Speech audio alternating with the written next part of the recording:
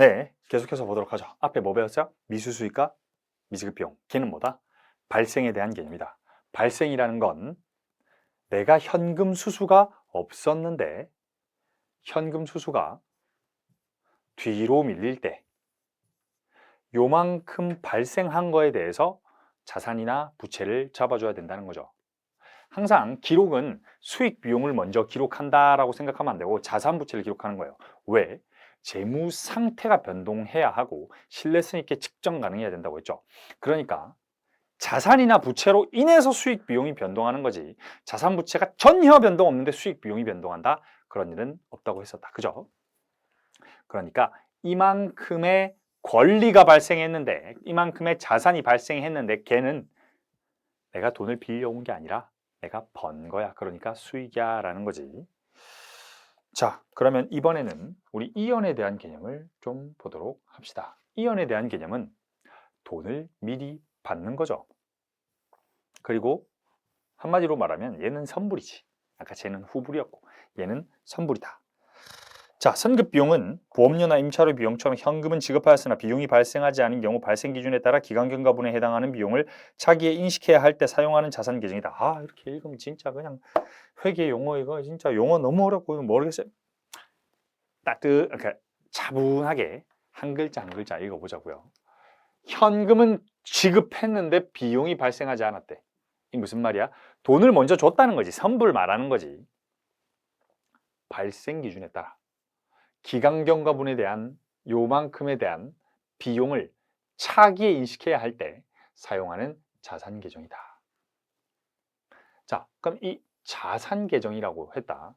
선급 비용인데 자산 계정이다. 왜? 비용을 미리 지급한 거야. 그러니까 자산이지. 선급 비용은 내가 돈을 주고 원래는 비용을 인식해야 되는데 이때 비용이 아니라 자산을 인식한다는 거죠.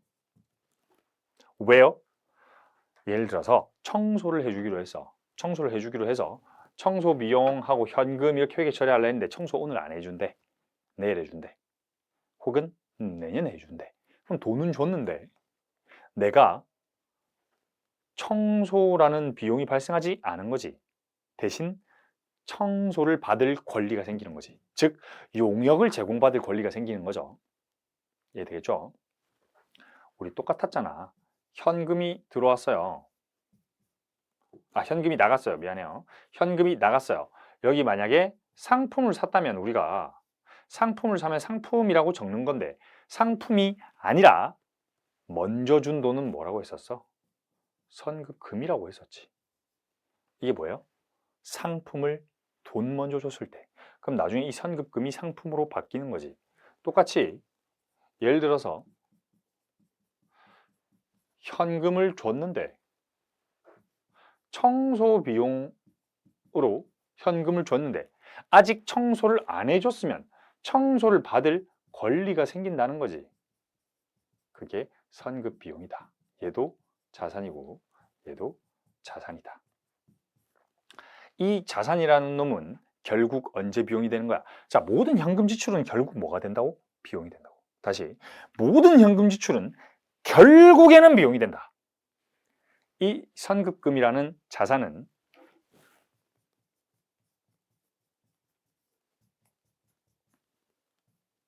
상품으로 대체되죠. 아이고, 그렇죠. 상품을 받았을 때 미리 준 돈을 상품으로 받을 권리가 있었는데 그 권리가 감소하면서 자산의 감소가 대변하면서 상품이 들어오는 건데 이 상품도 결국은 뭐가 되는 거예요?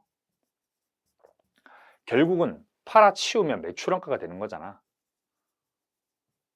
그러니까 결국은 언젠가는 돈이 나가면 비용이 돼. 그 중간에 자산으로 인식을 한다는 거지. 왜? 수익과 비용을 대응시키고 발생했을 때 비용으로 인식하기 위해서. 이해되겠죠? 얘도 똑같이 선급 비용이 내년에 청소를 받게 된다면 청소비 해서 500원 인식하면 되는 거지. 그럼 이때는 비용이 인식되는 거지. 자, 문제 풀어봅시다. 대안은 공장에 대한 화재보험을 X1년 6월 1일에 가입하였다. 연간 보험료는 24만 원이고 가입일에 선급하였다. 보험료는 월할 계산한다.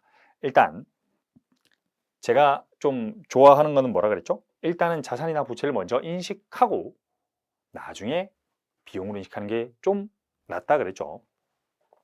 왜? 아까 청소비를 먼저 인식하고 현금으로 인식했다가 근데 올해 청소 안 받았어 해서 비용 취소하고 이게 선급 비용이야 라고 해도 된다 했잖아요. 그죠? 이렇게 해도 되는데 근데 기말에 굳이 이렇게 하지 말고 뭐부터 하자고, 일단 돈 받은 그 시점 당시에는 자산이나 부채일 뿐이지 그때 발생한 게 아니니까 개인적으로는 자산부채 인식법을 좀 선호한다라는 거지 결코 아무것도 무엇도 상관없다라고 했다.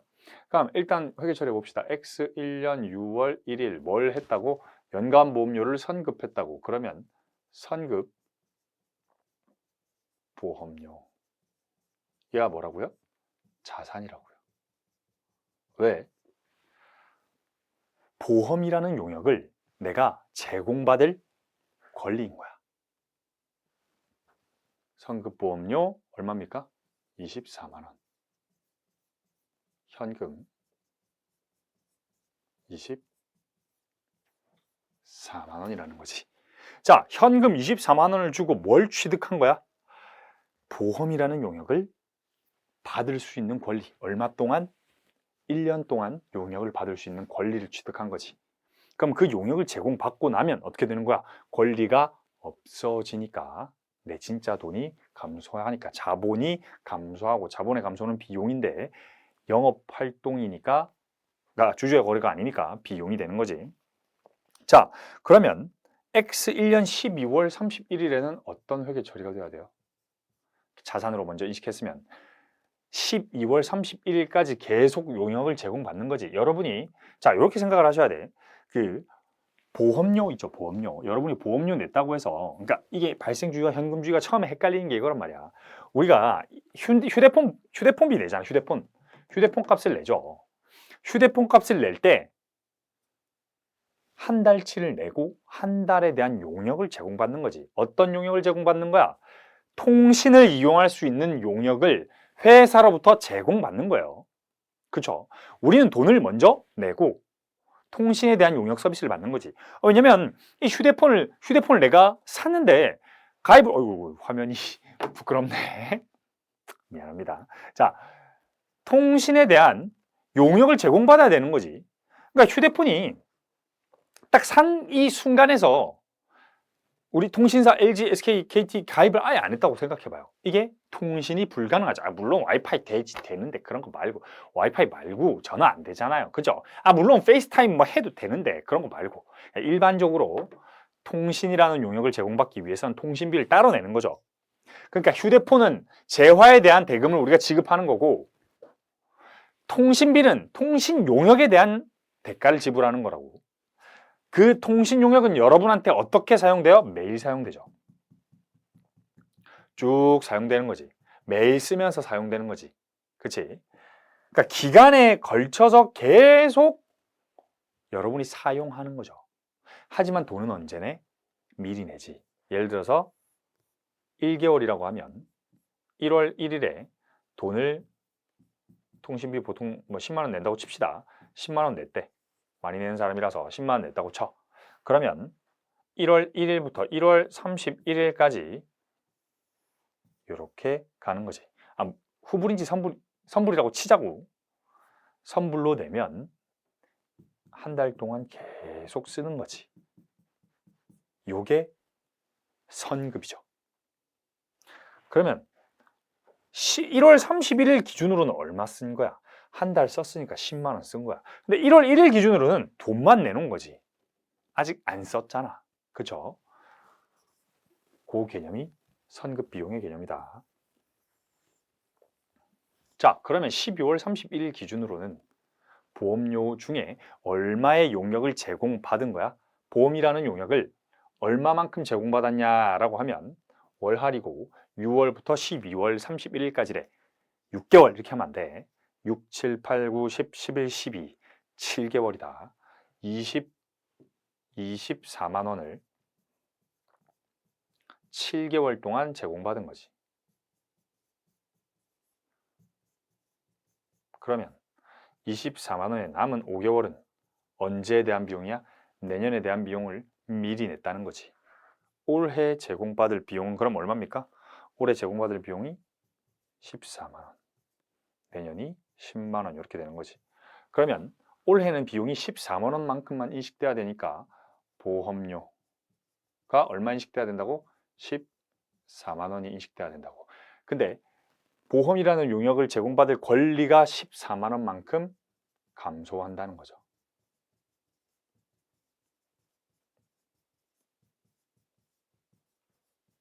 이렇게 된다는 거지. 이렇게 되면 우리 아까 가정 항상 뭐였지? X 1년 초에 현금 100만 원, 자본금 100만 원이 있다고 치자고. 똑같이 재무상태표의 효과를 좀 보면 결국은 선급보험료라는 자산이 24만 원 인식되면서 14만 원이 감소하니까 10만 원이 기록되고 현금이 얼마 나간 거예요? 현금이 24만 원이 나간 거지. 그와 동시에 보험료라는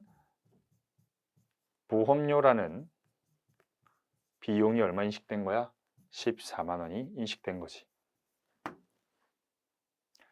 효과로 보자고, 효과로. 자, 재무상태표 효과라는 건 플러스 마이너스인 거고 재무상태표는 누적이니까 재무상태표로 기록하면 어떻게 돼? 얘를 재무상태표로 기록하면 맨 처음에 현금 100만 원, 자본금 100만 원이 있었다고 칩시다. 현금이 100만 원이 있었고 자본금이 부채 없이 자본금이 100만 원이 있었대. 얘는 재무상태표 효과가 아니라 재무상태표라고 하면 현금이 24만 원 감소했으니까 현금이 76만 원밖에 안 남고 원래는 선급보험료가 생긴다고. 왜? 자산에 대한 권리니까 요게 생기는데 요랬다가 12월 31일에는 이 권리가 보니까 24만 원어치가 아니더라고. 12월 31일 기준으로는 5개월치의 권리밖에 안 남아있더라. 그럼 나머지는 뭐야? 보험료가 되는 거지. 근데 시산표는 여기 적는 건데 재무상태표는 어디에 적는 거다? 이익, 잉여금으로 적는 거지. 여기 얼마? 14만 원. 이렇게 적는 거죠. 그럼 페이지 79페이지 아래 페이지가 이렇게 되는 거지. 자, 그치? 자, 그러고 나면 X2년 말에는 X2년 말이 아니라 X2년 5월 31일 보험 계약이 끝날 때는 어떻게 회계 처리해야 됩니까? 라고 하면 X2년 5월 31일 보험 계약이 끝났어.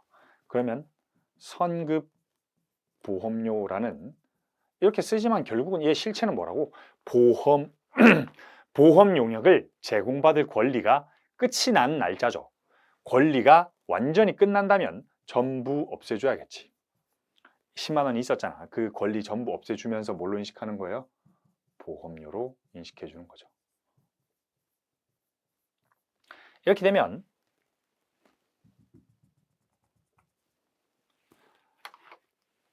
자, 페이지 밑에 한번 봅시다. 80페이지 보면 X2년 5월 31일 그죠? 결국은 우리 어떻게 되는 거야? 결국은 현금 24만 원 줄어들면서 비용 24만 원 지출되는 거야. 1년이 끝나고 나면. 그런데 그걸 어떻게 나눠보자는 거야? 보험료를 현금은 이때 나간다고. 근데 보험료는 2년에 걸쳐서라고. 그러니까 14만 원만큼은 언제 잡자? X 1년에 잡고 10만 원만큼은 X 2년에 잡자는 거지. 실제로 보험료는 언제 나가는데? X 1년에 나가는데. 이게 뭐라고? 발생주의 개념이라는 거죠.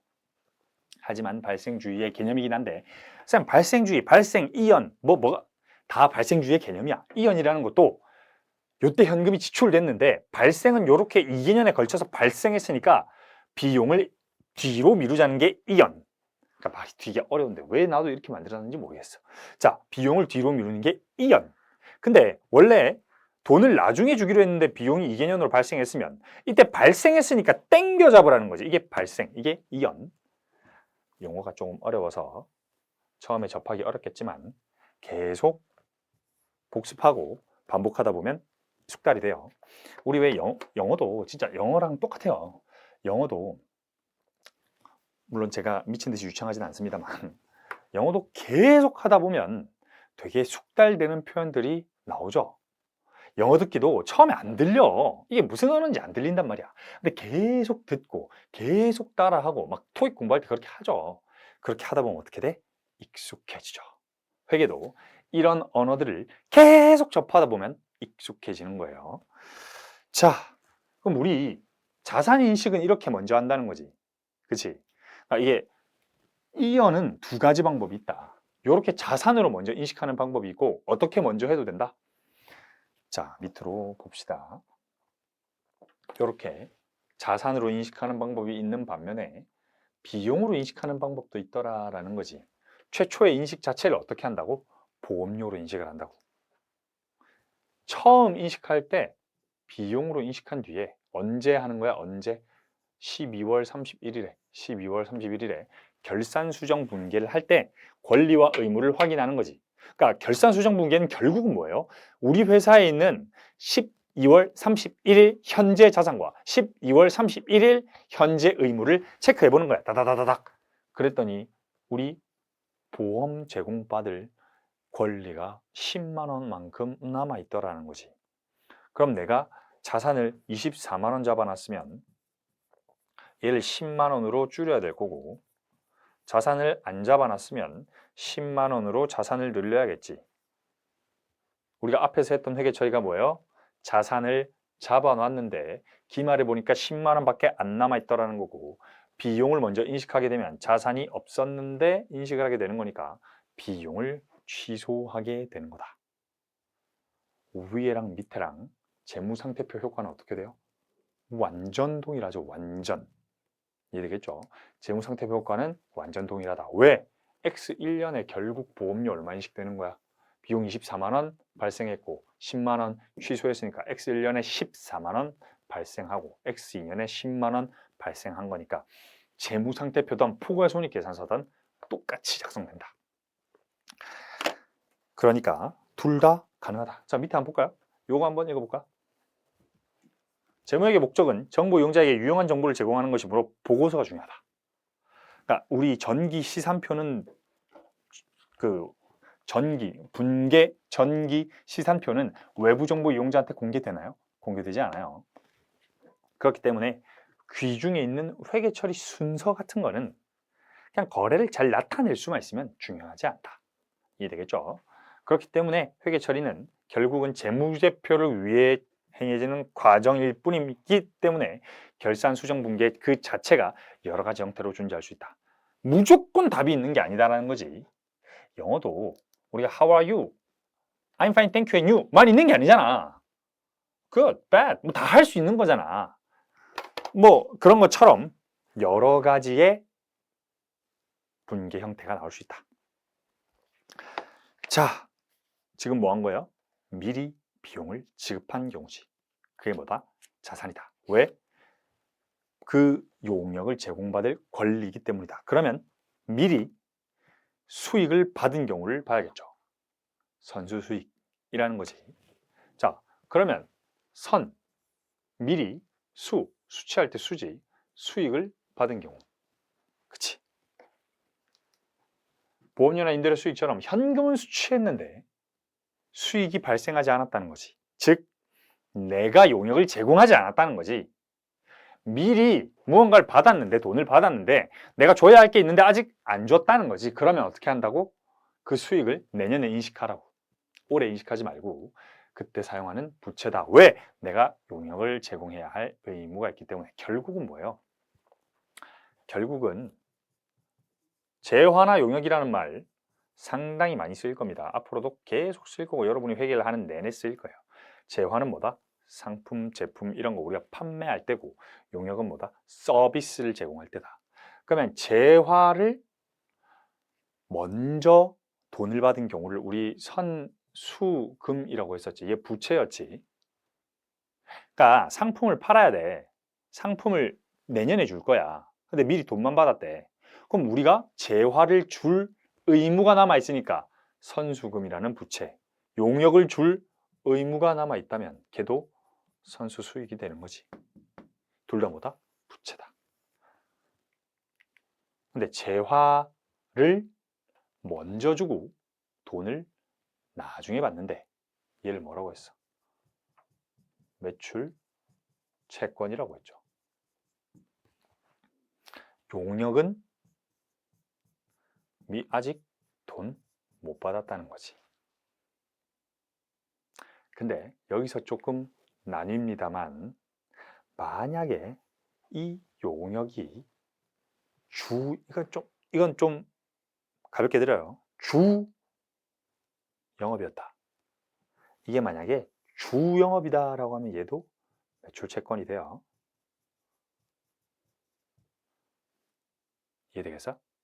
얘도 주 영업이라면 얘도 선수금이 된다고. 그러니까 지금 우리는 뭐 하고 있는 거야? 사실 주 영업 말고 부수적인 거 하고 있는 거야. 이해되겠죠? 자, 우리가 주 영업일 때는 매출 채권과 매입 채무를 기록했었다. 그치? 그리고 또 뭐를 기록했었어? 선급금과 선수금 이런 거 기록했었지. 선수금과 선급금을 기록했었지. 이게 뭐예요? 주 영업과 관련돼서 받을 돈, 주 영업과 관련돼서 미리 준 돈, 주 영업과 관련돼서 아직 주지 않은 돈, 뭔가 샀는데 주 영업과 관련돼서 돈은 받았는데 아직 주지 않은 거. 근데 주 영업이 아닌 경우에 어떤 물건이 있을 거고 용역이 있을 건데, 주 영업이 아닌 용역인 경우에 미리 줬다면 선급 비용과 선수 수익이 되는 거고요. 주 영업이 아닌 용역을 제공한 경우에 미수 수익과 미지급 비용이 되는 거예요. 너무 헷갈립니다. 정상입니다. 저도 맨 처음 공부할 때 이게 너무 헷갈리더라고. 뭐 금, 비용 바로 뒤에서 조금 정리해 줄 테니까 대충 개념 알고 있으면 돼. 조금만 뒤에 페이지에서 여러 번 반복하고 여러 번 복습할 거니까 지금 헷갈린다고 해서 좌절할 필요 없다. 주영업은 뭐다? 요 네모다. 근데 용역을 제공한다는 게 주영업일 수도 있고 주영업이 아닐 수도 있다. 예를 들어서 우리가 지금 임대업을 운영한다라는 말을 한다면 얘는 주영업이 되는데, 별다른 그냥 선수 수익을 공부하는 챕터니까 주영업이 아니다라고 좀 가정을 해야 됩니다. 주영업인 경우에는 저렇게 하면 어떻게 된다고요? 선수 수익이 아니다. 선수금이다. 뭐 이런 것도 얘기했다. 가볍게 넘어가고. 그러니까 결론. 선수 수익은 뭐다? 의무다. 부채다. 그러니까 여러분 지금 계정 과목에 매몰되지 말고 가장 지금 회계 원리에서 중요한 건 뭡니까? 자산인지, 부채인지, 자본인지, 수익인지, 비용인지. 장담하건대 여러분이 회계 원리 수준에서 자산, 부채, 자본, 수익, 비용만 구분하면 된다. 그럼 선수 수익은 뭐다? 부채다. 한마디로 돈을 먼저 받았다. 돈 먼저 받음.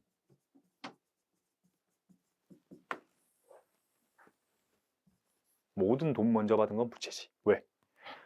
거래라는 건 돈을 받았으면 내가 서비스를 주든지 재화를 주든지 주영업과 관련된 서비스를 주든지 주영업과 관련 없는 서비스를 주든지 주영업과 관련된 제품 상품을 주든지 주영업과 관련 없는 유형자산을 처분하든지 돈 먼저 받았으면 무조건 뭐야?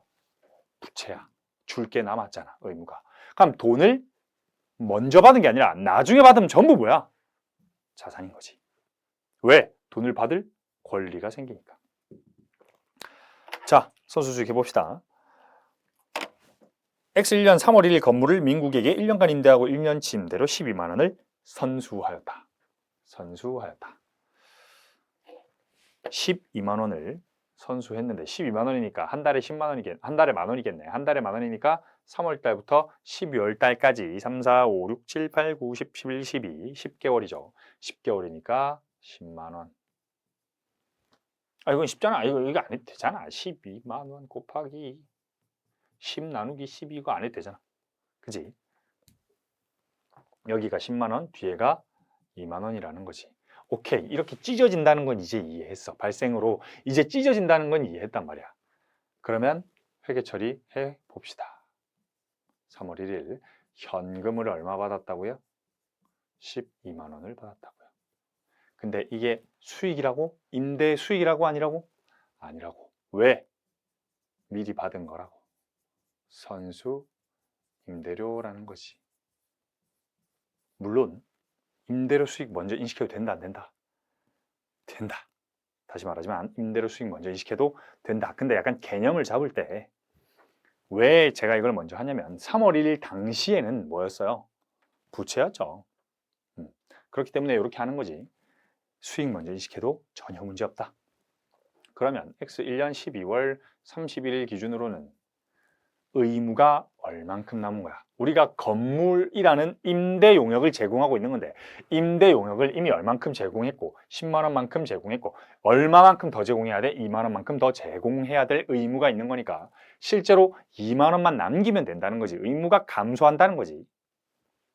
그러면 선수 임대료가 10만 원만큼 미안합니다. 의무가 2만 원만큼 남고 의무가 10만 원 감소했으니까 이만큼은 뭐다? 임대료 수익이다. 이렇게 기록한다. 그러면 현금 기준으로 임대료 수익은 언제 발생한 거야? X1년에 발생했다 하지 말자. 언제 수취한 거야? X1년에 수취했지. 근데 발생은 수익은 이렇게 인식한다는 거죠. 그쵸? 자, 요걸 회계 처리하면 또 똑같이 현금 100만 원, 자본금 100만 원이 있는 재무상태표에서 시작을 해봅시다. 그러면 X1년 말로는 얼마가 되는 거야? 현금이 112만 원이 되는 거지. 원래 자본금 얼마였다고? 100만 원이 있었다고. 이 상태에서 여기 적으면 안 되겠네.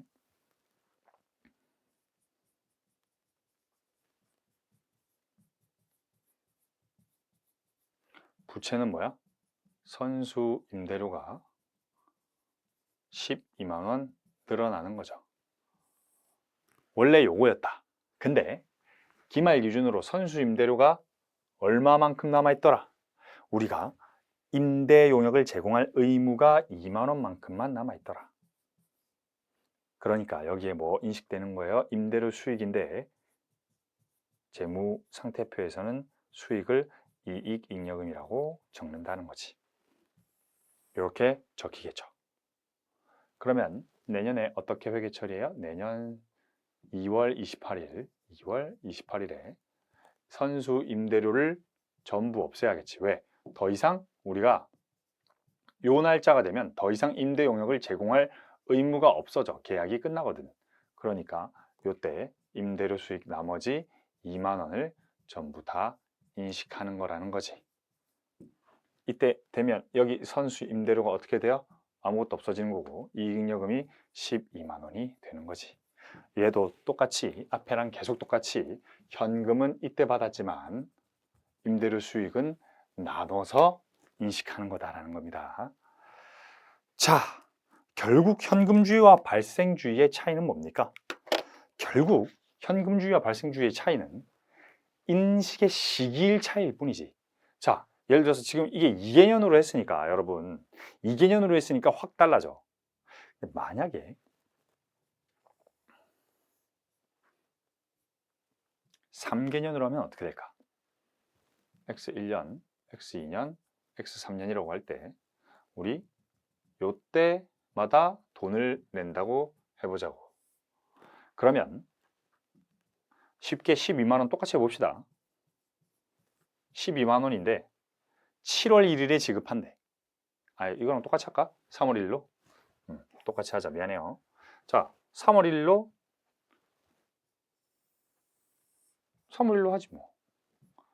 요때마다 지급한대. 여러분 월세나 뭐 이렇게 내는 사람 있겠죠? 그럼 요때마다 지급한대. 연세래. 12만 원씩 낸대. 그러면 항상 3월 1일이면 요만큼이 10만 원일 거고요. 항상 요만큼이 2만 원이겠지. 발생만 모읍니다. 발생만. 여기에 그러면 현금은 언제 지급돼? 언제 수취돼? 요때 수취되지. 그치? 그럼 발생은 요만큼이 또 10만 원 발생하고 요만큼이 또 2만 원 발생하지. 여기 되면 또 요만큼이 10만 원 또 발생하지. 요 뒤에 또 2만 원 발생하겠지. 요 X4년 또 있으면. 그쵸? 그럼 결국 현금주의와 발생주의에서 무한반복된다면 딱 끊으면 12만 원. 끊으면 12만 원. 같아지지. 언제 빼고? 시작 시점과 언제겠어? 종료 시점 빼고 현금주의와 발생주의의 비용 인식 금액이 같아지겠죠. 그쵸? 하지만 그러니까 그럼 같으면 그냥 하면 되는 거 아닙니까? 하지만 요렇게 되는 경우도 있지만 대원칙이 뭐야? 발생한 기준으로 보자는 거야. 발생한 기준으로. 이해되겠죠? 결국 현금주의와 발생주의의 차이는 뭐다? 현금은 전부 지급하면 비용, 수취하면 전부 수익이 될 건데 자산 부채, 즉 권리와 의무를 기말에 측정하는 거다. 내가 남아있는 권리와 내가 남아있는 부채들을 측정하는 거다. 그게 결산이다라고 보면 됩니다. 얘도 똑같겠죠. 얘도 수익 인식을 먼저 하게 되면 임대료 수익을 먼저 인식하고 임대료 수익을 인식했는데 기말에 알고 보니 우리가 용역을 제공할 의무가 2만 원 정도 남아있더라 라고 회계 처리하는 거죠. 자, 우리 이제 헷갈렸던 과목에 대해서 좀 봅시다. 자, 선급이라는 건 결국 우리가 미리 지급한 거에 대한 말이지. 지금 우리 어디 보고 있어? 페이지 84페이지 보고 있지. 선급은 뭐라고? 미리 지급한 거라고. 선수, 미리수. 그러니까 뜻만 봐봐. 선급, 미리 지급, 선수, 미리수취, 미수, 미수취, 미지급, 미지급이지. 근데 선급이라는 건 재화나 용역을 나중에 수취할 권리지. 왜? 미리 돈 주고 무언가 나중에 받겠다는 거지. 여기서 선급금이 되면 재화가 되고 뭐 선급 비용이 되면서 용역이 되고 이렇다는 거지. 결국은 나중에 수취할 권리라는 게 중요하지. 그러니까 선급자가 붙으면 뭐가 되는 거다? 자산이 되는 거다. 선수, 미리 수취하는 거지. 미리 돈을 받는 거지. 미리 돈을 받았으면 나중에 무언가 줘야 할 의무가 발생하니까 얘는 뭐다? 부채가 되는 거다. 똑같이 아직 수취하지 못했다면 미래에 나중에 수취할 권리니까 얘도 자산. 아직 지급하지 못했다면 결국 무언가를 나중에 지급해야 된다는 거니까 부채. 그러니까 결국 자산 부채는 요거죠. 그러니까 12월 31일 기준으로 이후에 수취할 권리, 이후에 대금을 받을 권리, 이후에 대금을 지급할 의무, 이후에 수취할 권리, 대금을 지급할 의무로 한마디로 미래의 권리와 의무를 요 날짜에 측정하는 거지. 그게 뭐다? 자산과 부채다. 현재가 아니다. 나중에라고 돼 있지. 미래에다. 미래에 무언가 수취할 권리가 있거나 미래에 무언가를 지급해야 할 의무가 있으면 자산과 부채로 기록한다는 거다. 자, 여러분이 그러면 쌤, 미수 수익은 알겠어. 그럼 미수 이자, 미수 임대료, 미수 수익이랑 뭐가 다릅니까? 약간 요걸 다 합쳐서 미수수익이라고 하는데 그러니까 이렇게 이자 수익, 임대료 수익 얘들 다 붙은 거를 다 합쳐서 미수수익이라고 적는데 근데 얘를 미수수익으로 적으면 안 됩니까? 돼. 애초에 뭐라고 했었어요? IFRS는 계정 과목을 규정하고 있지는 않아요. 근데 일관성 있게 표기만 하면 됩니다. 그러니까 계정 과목을 신경 쓰지 말라고 했었지. 그러니까 회계원리에서 뭐 제일 먼저 해라고? 자산, 부채, 자본, 수익, 비용 먼저 구분하라고. 이게 더 중요하지. 계정 과목 디테일은 지금 중요하지 않다. 그러나 왜 가르치냐? 그러니까 이렇게 계정 과목을 이렇게 좀 생각하면 돼요. 그냥 이제 사람 간 약속이라기보단 암묵적인 동의 정도예요. 계정 과목이라는 건 암묵적인 동의 정도인 거지 IFRS에서 딱딱 정하고 있지 않습니다. 이해되겠죠? 그러니까 대부분 그렇게 쓰니까 우리도 그렇게 써야 말이 잘 통할 거 아니야. 경상도 가서 여러분 경상도 가서 서울말 쓰면 말이 잘 안 통해요. 경상도 가면 사투리를 써야지. 그래서 야 이랑 이는 다르잖아 이러고 있는데 같은 거 아니야? 이? 같은 거 아니야? 이러면 안 되지. 이해되겠죠? 이에 이승 경상도는 이렇게 하는데 서울은 아니라며. 서울은 이랑 이랑 똑같이 발음 안 되며. 이게 맞아요. 이에 이승 같은. 그러고 있으면 뭔가 암묵적인 동의잖아. 사투리도 뭔가 표준어가 아니죠. 암묵적인 동의죠. 그럼 경상도 가면 이에 이승한 말 통하는데 이에 이승한 말 안 통한단 말이야. 그런 것처럼 그냥 계정 과목은 암묵적 동의다. 그러니까 여러분이 이거에 집착할 필요는 없다. 미수 임대료야, 미수 수익이야 할 필요 없이 그냥 써도 된다. 단지 미리 지급했으면 나중에 무언가 받을 거니까 자산이고 미리 받았으면 나중에 무언가 줘야 하니까 부채고 아직 못 받은 거면 나중에 뭔가 받아야 된다는 거니까 자산이고 아직 지급하지 않은 거면 나중에 뭔가 줘야 되니까 부채인 거다. 이게 중요한 거다.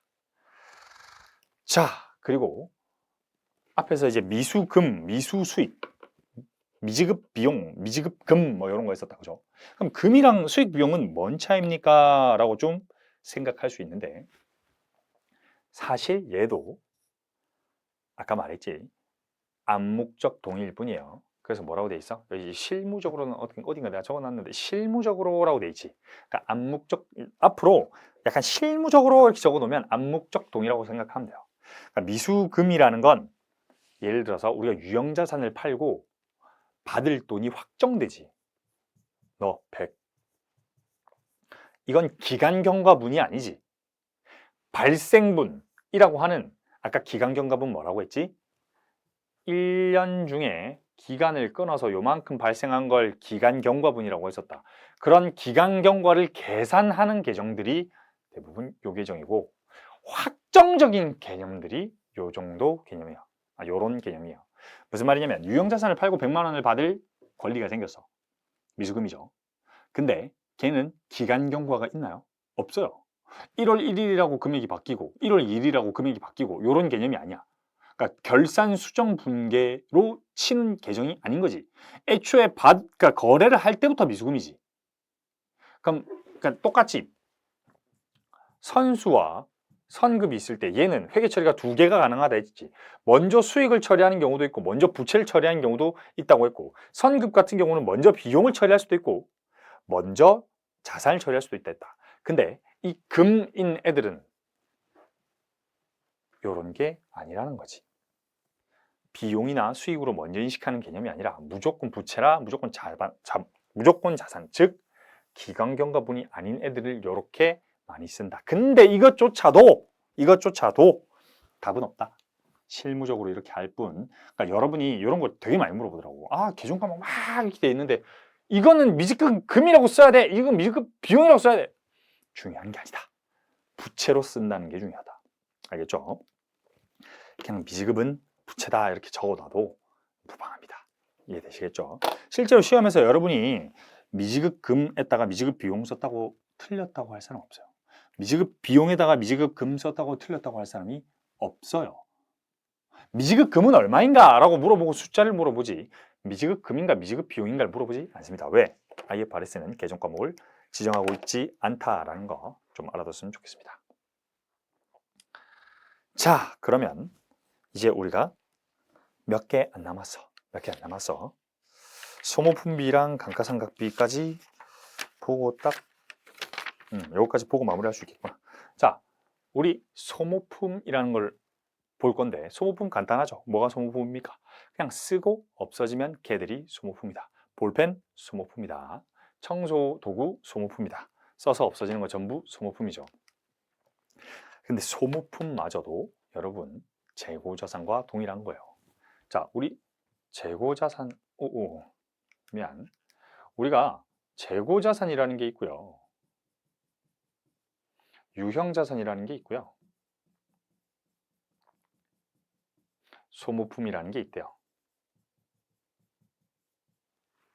둘 다 미리 돈 주고 샀대. 재고자산 10,000원짜리 샀고 유형자산 90,000원짜리 샀고 소모품 15,000원어치 샀대.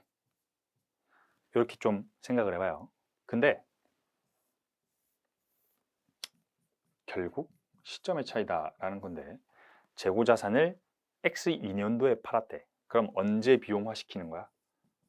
이때 비용화 시키는 거지. 이때 판다면. 유형자산 3년간 사용할 거래. 3년간 사용한다고 하니까 3년 동안 뿌려야겠네 라고 생각한다는 거지. 이게 뭐야? 발생주의. 현금인 이때 지출했지만 언제 비용화할지 계산한다는 거지. 소모품은 이때 조금 쓰고 이때 조금 썼대. 계속 써질 거니까. 그럼 이때 10,000원어치 썼고 이때 5,000원어치 썼대. 이렇게 결국은 어떻게 한다는 거야? 현금은 X 1년에 지출됐으나 사용한 시점 혹은 판매된 시점 혹은 사용한 시점들로 비용을 나눈다는 거지. 이게 뭐라고요? 발생의 개념이라고요. 자, 재고자산이든 유형자산이든 소모품이든 어떠한 자산들은 결국 걔가 사용되거나 판매되거나 없어질 때 비용으로 인식된다는 거예요. 아시겠죠? 자, 소모품 18만 원에 11월 1일에 취득했는데 12월 31일 남은 소모품이 5만 원이래. 얼마치 쓴 거야? 13만 원어치 쓴 거죠. 현금 기준 소모품 18만 원을 지출했지. 발생 기준으로 10 여기 5만 원 남았다며. 그러면 13만 원만큼 쓴 거네. 그럼 5만 원은 뭐야? 자산으로 남아 있어야겠지. 소모품을 다 쓰기 전까지. 내년에 안 썼대. 그럼 비용 아닌 거지. 이해되겠죠? 계속 자산으로 남아 있는 거다. X2년이라고 했지만 X2년 이후라고 적는 게 더 정확하겠지. 자, 최초에 인식하는 게 그러면 뭘로 인식하는 거야? 소모품이라고 인식하는 거지. 18만 원. 올리자. 최초에 소모품 18만 원, 현금 18만 원. 근데 얘를 소모품 비용으로 인식할 수 있다는 거지. 소모품이 얼마만큼 썼기 때문에 13만 원만큼 썼기 때문에 소모품비 얘도 비용이에요. 13만 원 이렇게 적을 수 있다는 거지. 근데 얘도 여러분 소모품이라는 건 사실 좀 계속 쓸 거기도 하고 약간 좀 금액이 되게 작을 거 아니야. 잘 생각해봐요. 기업을 운영하는데 소모품비가 커봐야 얼마나 크겠어. 그러니 얘도 즉시 비용으로 인식하든 자산 먼저 인식하든 상관없다는 거야. 아까 우리가 재고자산, 유형자산, 소모품이라고 했는데 비용 먼저 인식해도 된다라고 생각하는 놈은 얘밖에 없다고 봐도 돼요. 왜? 재고 내년에 팔릴지 안 팔릴지 어떻게 알아?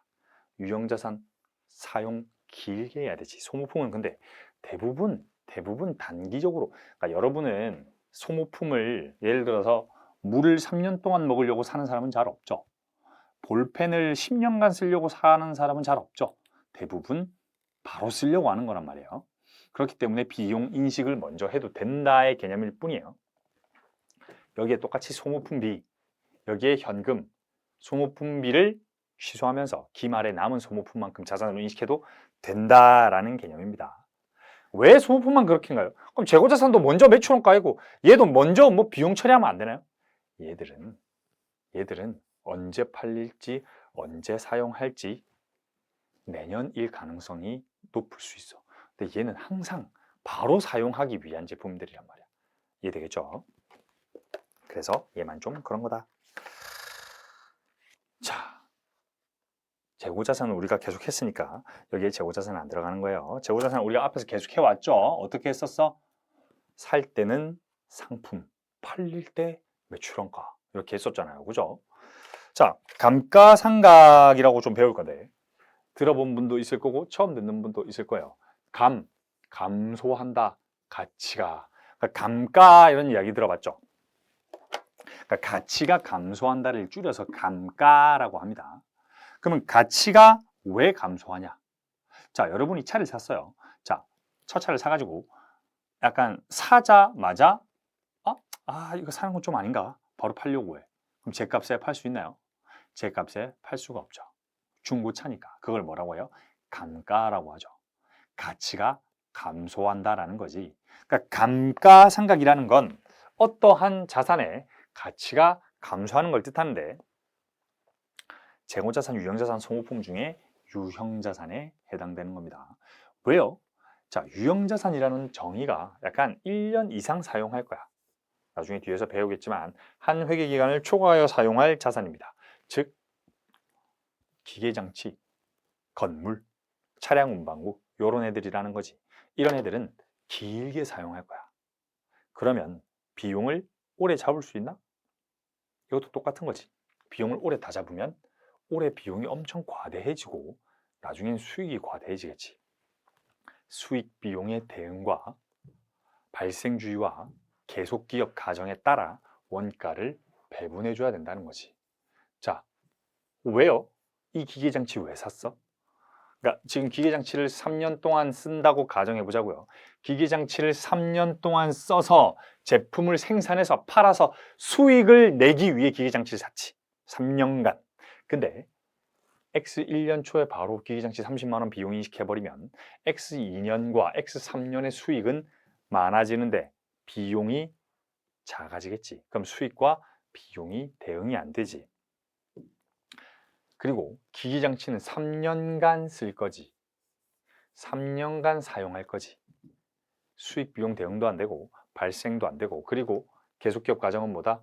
요때도 살아있을 거다라는 가정이다라는 것이 기계장치는 우리 사업이든 그 세 개가 합쳐지니까 감가상각이라는 개념이 나올 수 있다. 즉 발생주의와 수익 비용 대응과 계속기업 가정은 회계 전체에 걸쳐진 원칙 같은 거다라고 좀 생각하면 됩니다. 자, 그래서 결국 얘를 원가 배분 코스트 올로케이션이라고 하는 이 30만 원을 뿌려줘야 된다는 거야. 어떤 기간에 사용할 수 있는 기간에. 뒤에서 유형자산 챕터에서 더 자세하게 배울 거지만 간단하게 30만 원을 3년 동안 써야 된다고 하면 10만 원, 10만 원, 10만 원 뿌려주면 되겠죠. 자, 그러면 우리가 이 감가상각에 대한 건 회계 처리를 어떻게 합니까? 라고 좀 볼 수 있다. 자, 우리가 감가상각은 기계장치를 구매했을 때 일단은 얘를 뭘로 기록하는 거야? 자산으로 기록을 먼저 하는 거야. 비용으로 기록을 먼저 하는 게 아니라 기계장치에 대한 권리를 내가 가지고 있다고 생각하여 기계장치를 먼저 인식하는 거죠.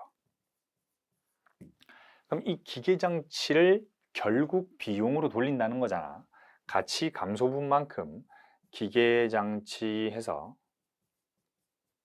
10만 원씩 어떻게 한다는 거야? 12월 31일에 1월 1일에 만약에 이걸 샀다면 12월 31일에 뭘 한다고? 비용으로 인식한다고. 이걸 우리는 감가상각비라고 합니다.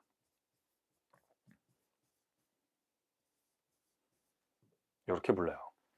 그리고 근데 우리 요거 약속 하나 하자고. 5글자 적기가 좀 빡세. 그래서 감가비 이렇게 좀 쓸게요. 감가비 10만 원. 이렇게 쓰도록 약속합시다. 감가상각비를 감가비로 쓰는 걸로. 자, 이렇게 되면 X 1년 말 기준으로 기계장치는 얼마가 됩니까? 20만 원이 되죠. X 1년 말 기준으로 기계장치는 20만 원이 되는 거고 비용이 10만 원 되는 거지. X 2년 말 기준으로는 X 1년 말 기준으로는 기계 20, 비용 10. X 2년 말 기준으로는 기계 10만 원, 비용은 10만 원. 이익잉여금이 또 마이너스 10만 원이지. 누적 비용은 20만 원이지. 다시. 자, 비용은 항상 1년치죠. 그럼 여기까지 오면 뭐가 돼 있는 거야? 이익잉여금 마이너스 30만 원 돼 있는 거지. 자, 근데 우리가 밑에 회계 처리 한번 보면 86페이지 회계 처리 한번 보면 어떻게 회계 처리한다고? 기계를 취득할 때는 이렇게 하는데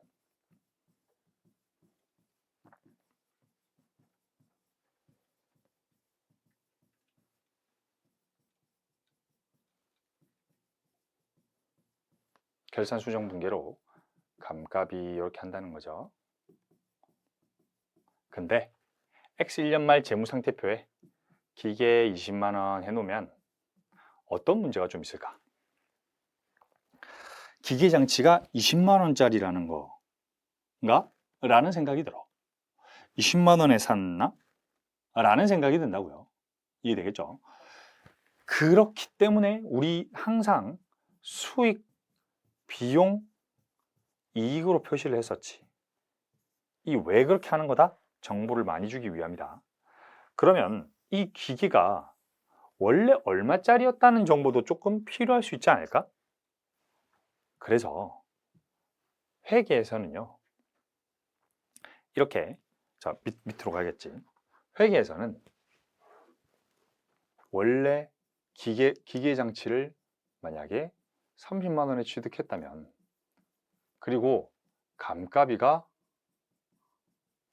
10만 원이 발생했다면 20만 원이라는 기계 자산은 잔액이라는 걸 보여주고 얼마에 취득했는지를 좀 보여주자라는 개념이 있어요. 그걸 뭐라고 한다?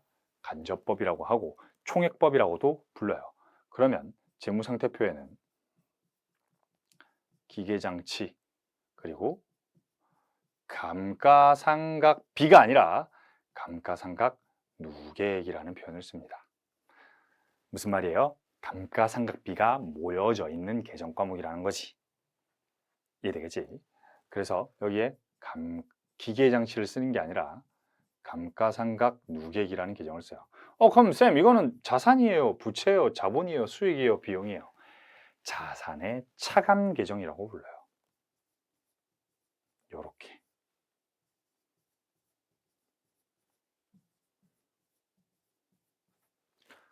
여기 현금 30만 원. 무슨 계정이다? 자산의 차감 계정이다. 자, 우리 자산, 부채, 자본, 수익, 비용이라면서 네, 맞습니다. 여기에 하나의 추가할 개념이 존재한다는 거지. 어떤 자산이 있을 때 자산의 차감 계정이 존재한다는 거지. 이런 식으로 적힌다는 거지. 그러면 자산의 차감 계정은 대변일까요? 차변일까요? 원래 재산의 감소는 대변이었잖아. 그치? 자산을 감소시킨 애들이지. 그러니까 얘는 대변이 자기 자리인 거지. 자산의 감소는 대변. 그러니까 자산의 차감 계정은 대변. 그럼 자산의 차감 계정이 증가하면 대변. 자산의 차감 계정이 증가하면 대변. 자산이 증가하면 차변. 자산의 차감 계정이 감소하면 차변. 자산이 감소하면 대변. 이제 헷갈리기 시작하는 거지. 자, 이제 헷갈리기 시작하는 거야. 자, 자산의 증가 어디? 차변. 자산의 감소 어디? 대변. 자산의 차감 계정의 증가 어디? 대변. 자산의 차감 계정의 감소 어디? 차변. 이해되겠죠? 자산의 차감이 증가하는 거잖아. 그러니까 기록은 이렇게 한다고. 근데 분계는 마이너스 없다 했죠. 재무상태표에는 마이너스가 있는데 분계에는 마이너스가 없다. 여러분, 분계는 전 챕터 걸쳐서 마이너스 없으니까 그거 안심해도 돼. 자, 전 챕터 걸쳐서 분계에는 마이너스가 없다. 그럼 자산의 차감 계정의 자기 자리는 어디다? 대변이다. 자산의 자리는 자변이다. 이해되겠죠? 결국 어떻게 적는다? 이렇게 기록된다. 이렇게 기록된다는 게 중요한 거지. 우리는 뭘 만드는 거니까? 보고서를 만드는 일을 하는 거니까. 그죠? 자, 그러면 감가상각비 문제 한번 풀어봅시다. 차량 운반구를 5년간 사용이 가능하대. 뭐 정액법 내용조사 잔존가치라고 있는데 그런 거 신경 쓰지 말고 뒤에서 배울 거예요. 밑에 기초 재무상태표가 아래와 같을 때 회계 처리를 하시오라고 돼 있어. 그럼 현금 기준으로 유형자산의 비용이 얼마 되는 겁니까? X 1년에 10만 원 지출되는 거고 10만 원을 5년간 쓴다는 거지. 5년간 쓴다면 10만 원 나누기 5 해서 요렇게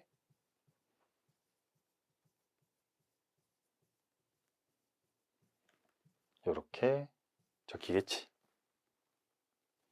그러면 최초 인식하는 건 뭐라고 적어? 차량 운반구였나?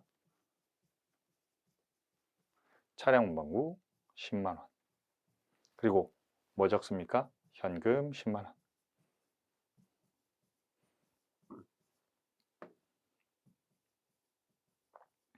결산 수정 분계로 뭐 적는 거예요? 감가상각비, 가치가 감소한다라고 해서 감가상각비를 적는 거예요. 이 감가상각비 어떻게 계산하는 거야? 10만 원 나누기 5지 뭐. 해서 2만 원 적고 여기에 뭐 적는 거예요? 차량 적나요? 아니요. 차량이 아니라 감가상각 누계. 뭐라고 적을 거게? 여러분도 공부할 때 제가 이런 말 되게 많이 드리는데 연습할 때는 여러분만의 약자 써도 돼. 마음껏. 감누. 자, 우리 쓸 때는 이렇게 쓰도록 하자고요. 2만 원. 여기도 감가상각비 기니까 앞으로 감가비 쓰면 감가상각비다. 감누 뭐다? 감가상각 누계액이다. 이렇게 좀 표현하자고요. 그러니까 여러분이 연습할 때는 여러분만 알아볼 수 있는 언어로 가득 채워도 상관없어요. 디프리시에이션이라고 해서 영어 약자로 쓰던지 아니면 뭐 여러분이 연습할 때는 풀네임을 안 써도 되지. 시험장에서만 풀네임 쓰면 되지. 시험장에서 갑자기 감누 이렇게 좀 되게 이 건방진놈 하면서 틀렸다가 할 수도 있는 거예요. 시험장에서 감가상각 그게 김성훈 회계사가 감누라고 썼습니다. 그것다가 적으면 안 돼. 막 이재기 가가지고 김성훈 회계사는 감누라고 쓰던데요. 그러니까 연습할 때는 이렇게 쓰자고. 연습할 때는. 근데 실제 시험장에서는 감가상각 누계액, 감가상각비, 차량 말고 차량 운반구 이렇게 암묵적으로 동의된 계정 과목을 좀 쓰자라는 거지. 이렇게 되면 X 1년 말에 수정 후 시산표에는 어떻게 되는 거야? 수정 후 시산표에는 어디에 잔액이 남아있겠어? 시산표는 분계를 모은 거지. 시산표에 그러면 마이너스 계정이 있다 없다? 시산표에는 원래는 마이너스 계정이 없어. 뒤에 제가 재무상태표 형태로 시산표를 만들 때는 마이너스가 있을 수 있지만 시산표는 결국은 뭐야? 전기한 걸 모아놓은 거지. 자, 얘 전기하면 어떻게 되겠어요? 감가상각 누계액은 감누라는 계정 과목이 있을 거고 감가비라는 계정 과목이 있을 때 전기하면 여기에 2만 원 감누 이렇게 적어 놓겠지. 여기에는 뭐라고 적혀 있겠어? 감가상각비 해서 2만 원 대변에 남아 있는 거지. 전기할 땐. 총 계정 원장에 전기할 땐 대변에 남아 있는 거라고요. 이해되겠죠? 그러니까 시산표에는 어떻게 돼 있는 거야? 자.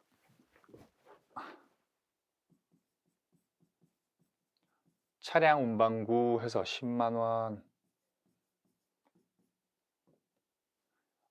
이거 X 1년 초에 재무상태표 위에 여기에서 시작해야 되지.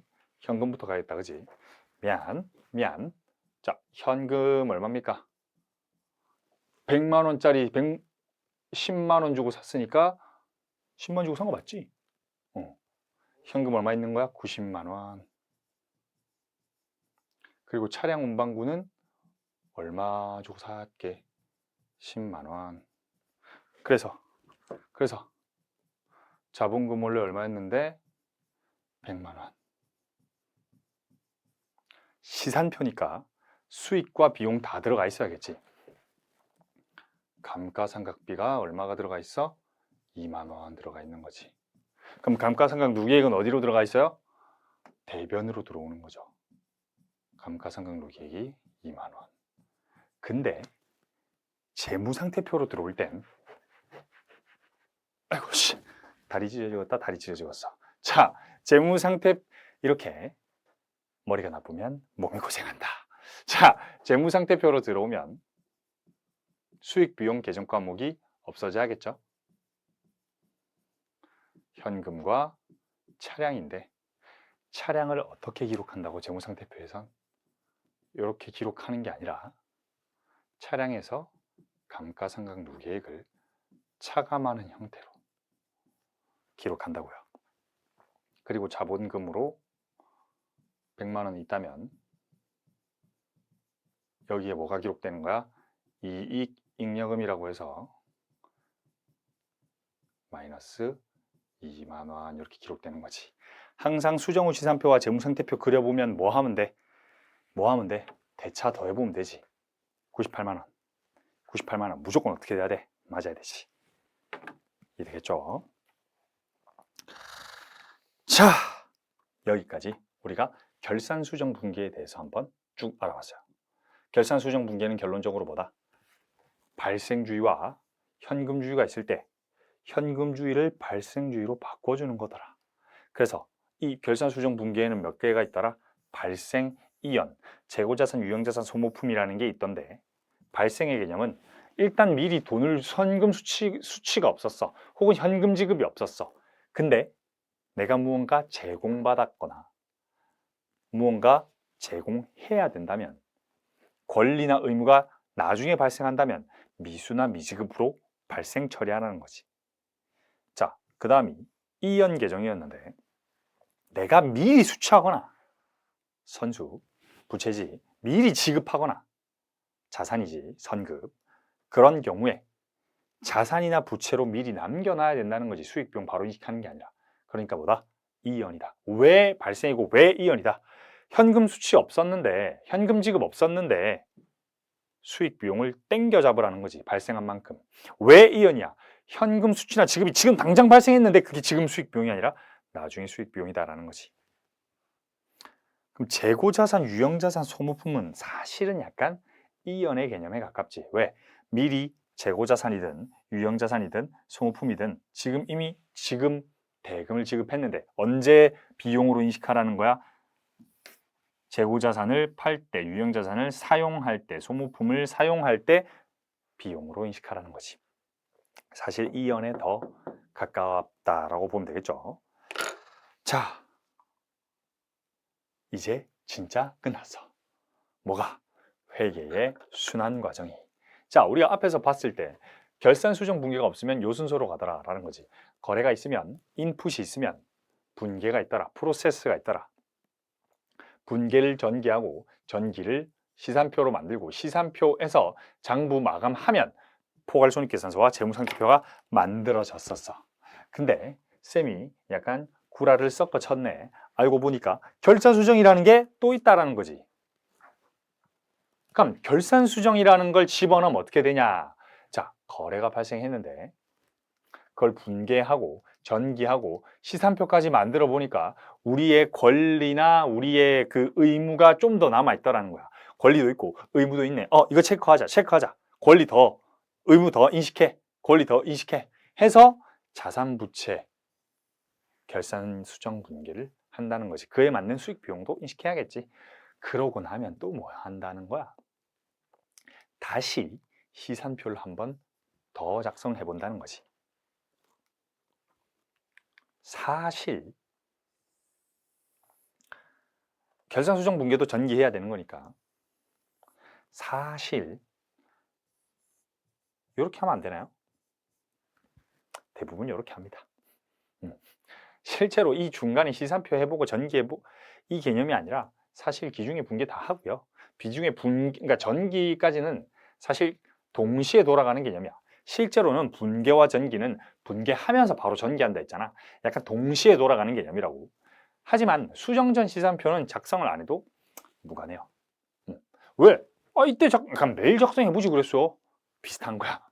그러니까 결산하기 전에 한번 작성해보고 빨리 나온단 말이야. 결산하기 전에, 그러니까 결산 수정 분계가 좀 할 게 많아요. 여러분 금방 또 봤겠지만 권리도 굉장히 많이 남아있고 의무도 많이 남아있기 때문에 그런 것들을 인식하는 과정이 좀 있다. 그렇기 때문에 결산 수정 분계가 많기 때문에 그 전에 한번 시험 삼아 해보는 게 수정전 시산표인데 실질적으로 할 필요는 없다. 결산 수정 분계 하고 나서 얘도 전기해야겠지. 플러스 전기도 하는 거예요. 하고 나서 수정 후 시산표만 작성해도 무관하다. 여러분이 연습할 때 쌤, 이것도 분계하고 이것도 분계하고 전기하고 시산표 작성했다가 다시 얘도 또 전기하고 또 시산표 작성하고 실제로 여러분이 연습할 때는 어떻게 하면 되냐? 거래가 발생하면 분계까지 하고 요것도 분계까지 하고 그러고 2, 3번에 대한 걸 전기해보고 그리고 이 전기된 걸 시산표로 작성해도 무관하다. 이해되겠죠? 뒤에 그렇게 풀어놨고 그렇게 물어볼 거다. 왜? 얘는 진짜 중간에 해보는 것 뿐이니까 분계하고, 그러니까 여러분이 연습할 때, 그러니까 시스템이나 이런 기업에서는 분계를 하자마자 즉시 전기로 올라가요. 근데 여러분이 손으로 공부하거나 이럴 때는 일일이 하나하나 쳐야 되잖아. 그러니까 분계랑 결산수정 분계를 다 하고 나서 뭐 한다고? 전기하라고. 그러고 나서 수정 후 시산표 작성하고 얘 다음에 마감하면 얘가 나온다. 알겠죠? 결국 우리는 회계에서 뭐를 배우는 거야? 요걸 배우는 거야. 정말입니다. 자, 예제 10번은 다음 시간에 풀기로 하고요. 우리 복습을 한번 이제 또 오늘 쭉 해봐야겠지. 자, 봅시다. 오늘 우리 장부 마감부터 시작했죠. 여기 뭐가 있어? 장부 마감부터 시작했지. 자, 장부 마감은 어떤 개념이다? 장부 마감은 임시 계정과 영구 계정이 있더라. 근데 임시 계정은 수익과 비용이고 영구 계정은 자산, 부채, 자본이더라. 근데 임시 계정이라는 애들은 계정별 원장이 수익과 비용으로 잔액이 떠 있으면 안 돼. 왜? 내년 초에 빵원으로 초기화 리셋 시켜야 되거든. 그러면 그 빵원으로 리셋 시키기 위한 행동이 뭐다? 수익은 원래 대변에 적는데 수익의 취소는 어디에 적어서? 차변에 적어서 수익을 빵 만들어주는 거야. 비용은 원래 차변에 적는데 비용의 취소를 대변에 적음으로써 빵 만들어주는 거야. 그럼 수익 비용은 빵이 됐네. 그럼 반대쪽에 어떤 계정을 적어요? 이익잉여금으로 대처한다면 이익잉여금으로 적는 거야. 근데 한번 계산해보는 겸 집합손익이라는 계정을 써도 된다라는 거지. 그러니까 수익을 취소하는 분계는 전부 어디예요? 차변. 비용을 취소하는 회계 처리는 다 어디야? 대변이겠지. 그러면서 결국은 이익잉여금이라는 회계 처리가 나오는 거지. 아까 왜 우리 숫자 있었잖아. 수익 취소가 얼마였어? 75,000원이었고 비용 취소가 뭐 41,500원이어가지고 이익잉여금이 33,500원이었잖아. 사실 이렇게 회계 처리 한 번에 다 해도 된다고. 한 줄로 해도 돼요. 수익 취소 한 줄, 비용 취소 한 줄, 이익잉여금 한 줄 했지만 다 한꺼번에 해도 된다규. 알았죠? 자, 이렇게 하는 게 뭐다? 수익 비용의 마감 절차다. 그러면 내년 수익, 내년에 딱 1월 1일 됐을 때 매출 계정별 원장에는 얼마가 적혀 있어? 아무것도 안 적혀 있지.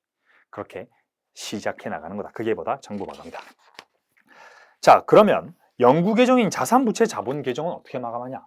실제로는 마감을 안 해도 된다. 근데 그냥 1월 1일에 새 기분 좀 내고 싶어. 1월 1일 현재로 금액이 얼마였다라는 걸 보여주기 위해서 다 삭제하고 1월 1일 전기 2월 얼마입니다 라고 적기 위해서 위의 장부를 마감시켜 버리는 행위라는 거지. 회계 처리 있다 없다? 없다. 차기 2월 얼마입니다. 라고 그냥 적어놓고 내년에 새로 시작해도 된다는 거지. 근데 굳이 할 필요는 없긴 해. 왜? 원래 차변에 남아있는 애를 마감시켜놓고 그냥 한 줄로 요약하자는 거잖아. 어떤 줄로? 기초잔액으로 요약하자는 행위였지 의미는 없다라고 했었죠. 자, 그리고 우리가 회계의 순환 과정을 봤었는데, 그리고 회계의 순환 과정은 그러면 어떻게 되는 거였더라? 거래가 발생하면 분기하고 동시에 계정별 원장에 전기했었지. 그 계정별 원장의 차변 합계와 대변 합계를 전부 모은 걸 합계 시산표라고 했고, 합계 시산표를 차이를 잔액으로 만든 걸 잔액 시산표, 합계와 잔액을 둘 다 표시한 게 합계 잔액 시산표더라. 그러니까 결론적으로 기초 재무 상태표에서 기본적으로 자, 여러분 기초 포괄손익 계산서 존재합니까? 없어요. 왜? 빵이지. 기초 포괄손익 계산서 빵이죠. 기말 포괄손익 계산서 빵이죠. 시점으로 물어보면 안 돼. 뭐라고 해야 돼? 단기 혹은 1년치 혹은 기중 뭐 이런 말을 써야 되는 거지. 그러니까 단기 포괄손익 계산서. 하지만 재무상태표는 기초 재무상태표, 기말 재무상태표라는 말이 나온다는 거지. 그러니까 기초 재무상태표의 분계, 어떤 분계? 단기 분계를 더하면 뭐가 나와요? 기말의 시산표가 나오는 거죠.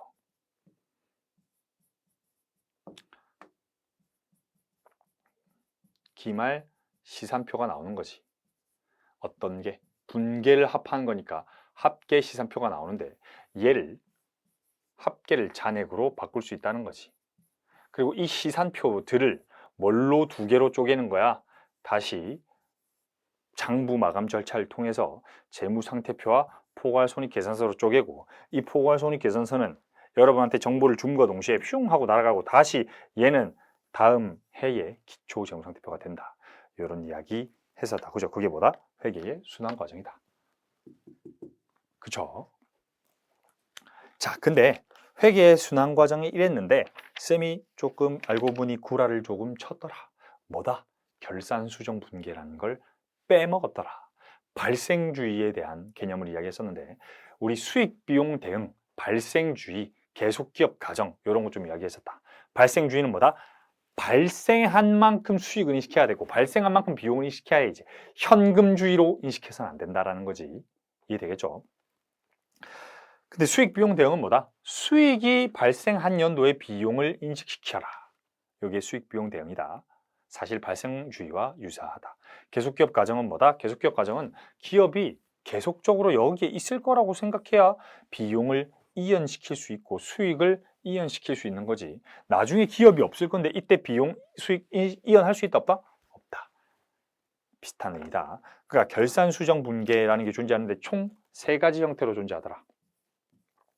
첫 번째가 발생, 두 번째가 이연, 세 번째가 재고자산, 유형자산, 소모품 형태인데 얘도 이연의 개념에 가깝더라. 얘는 뭐였어? 지금 돈 주고받은 게 없어. 근데 돈 주고받은 거 없는데 이미 발생한 분에 대한 권리와 의무는 기말에 인식 먼저 하라는 거지. 그러니까 기말의 거래 시점에는 아무런 거래가 없었지. 이게 뭐예요? 인풋이 없다는 거지. 인풋이 거래가 회계적 거래가 아니었던 거지. 왜? 계약만 체결했으니까. 권리가 오지도 않았고 의무가 발생하지도 않았지. 근데 기말 시점에 보니까 얘는 권리가 계속 차근차근 발생하고 있었던 거고 기말 시점 딱 잘라보니까 이만큼의 권리가 발생한 거니까 이만큼 자산을 잡고 오른쪽에 수익을 잡아라. 미수수익, 이자수익. 쭉쭉쭉쭉쭉쭉 보니까 기말 시점에 의무가 요만큼은 발생했더라. 미지급 비용, 이자 비용 이렇게 인식했던 게 보다 발생의 개념이었다. 그러면 이연의 개념은 뭐냐? 일단 미리 돈을 줘버린 거야.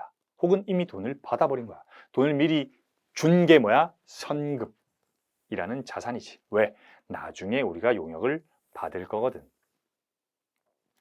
선수는 미리 돈을 받으면 나중에 뭘 줘야 돼? 무언가 재화나 용역을 제공해야 되는 의무가 있으니까 부채라는 거지. 그게 뭐야? 수익과 비용을 나중에 인식한다고 해서 이연이라고 한다는 거지. 자, 그리고 세 번째가 재고자산과 유형자산과 소모품인데 얘들은 언제 샀는지와 상관없이 썼던 연도의 비용을 인식하라는 거지. 그 중에 하나가 우리가 감가상각비라는 개념이 좀 중요한데 특히 유형자산이라는 놈은 가만히 냅둬도 가치가 감소하다라는 거야. 예를 들어서 여러분이 차량을 샀다라고 하면 사자마자 가치가 감소하기도 하고 5년 탔대, 10년 탔대 당연히 가치가 달라지겠죠. 유형자산의 가치 감소분을 인식해 주는 게 감가상각인데 뭐에 따라 인식하는 거야? 사용기간에 따라 인식하는 거다. 유형자산을 X1년에 취득했다고 해서 X1년에 다 비용을 인식하는 게 아니라 예를 들어서 30만 원에 취득했다면 이때 30만 원에 취득했다면 비용을 어떻게 인식해라? 이때 10만 원, 10만 원, 10만 원 인식해라. 그러니까 이게 뭔 거야? 원가를 allocation 해준다는 거지. 원가를 배분해 준다의 개념이라는 거지. 자, 그러면 회계 처리는 어떻게 하냐가 중요한데 회계 처리는 유형자산에 대한 감가상각 비용 써도 돼. 여러분이 만약에 쓰고 싶다면 감가상각비를 인식하면서 동시에 대변에는 뭐 써준다고? 감가상각 누계액 써준다고. 누계액 이렇게 써준다고. 왜 이렇게 쓰냐라고 하면 X2년 말 기준으로 어떤 사람이 유형자산이 아니라 우리 아까 기계장치를 했으니까 기계장치라고 물어보자. 어떤 사람이 X2년 말 기준으로 너희 회사의 기계 그거 얼마짜리니? 라고 물어봤어. 기계는 원래 얼마짜리였어? 기계는 원래 30만 원짜리였는데 사용하면서 지금 남은 가치가 10만 원밖에 안 돼. 라고 이야기하는 거랑 그 기계 10만 원짜리인데 라고 이야기하는 게 다른 느낌이지. 예를 들어서 제가 BMW를 사서 타고 다녀요. 15년 정도 된 BMW를 타고 다니는 거야. 그러면서 야 이거 얼마짜리야? 라고 했을 때 이거 100만 원짜리야 라고 하는 거랑 원래 이거 1억짜리인데 한 9,900만 원 정도 가치가 감소해서 이렇게 하는 거랑 느낌이 다르다는 거지. 그러니까 더 많은 정보를 주기 위해서 기계장치라는 자산 계정에서 감가상각 누계액이라는 자산의 차감 계정을 사용해서 얘를 뭐라고 한다? 유형자산의 장부금액이라고 한다. 나중에 뒤에서 다 배울 거예요. 그러니까 여기서 간단하게만 알아도 돼. 뒤에 유형자산 챕터 있고요. 감가상각비 더 디테일하게 배울 건데 얘가 뭐에 의한 거다? 발생주의에 의한 거고 얘가 결산수정분계다라는 것만 알면 돼. 왜 발생주의야? 얘도 1년 내내 발생하는 거잖아. 기계장치가 매일 가치 감소가 하고 있지. 그러니까 가만히 있어도 가치 감소가 계속 일어나고 있는 거잖아. 사용을 하면서. 그렇죠? 그렇기 때문에 얘는 어떻게 인식하는 거다? 기말에 인식하는 거다. 기말에. 이렇게 인식을 하는 거다. 이렇게만 알면 됩니다. 그래서 총액법과 손해법이 있는데 항상 유형자산은 총액법으로 인식해야 된다. 그리고 자산의 차감 계정이라는 게 처음으로 등장했는데 자산의 차감 계정은 어디다? 대변이다. 이것도 중요했다. 자, 그리고 그렇게 결산수정분계라는 네가 속인 거짓말을 포함하면 실제 회계 순환 과정은 이렇게 된다라는 거지. 이해되겠죠? 자, 여기까지 여러분 복습 꼭 하시고요. 자, 페이지 90페이지 문제 예제 10번 살짝 훑어만 보면 우리가 이때까지 지금 90페이지에 걸쳐서 거의 설명했던 계속 같은 숫자가 언제 나오는 거야? 내년 초로 딱 등장하는 거지.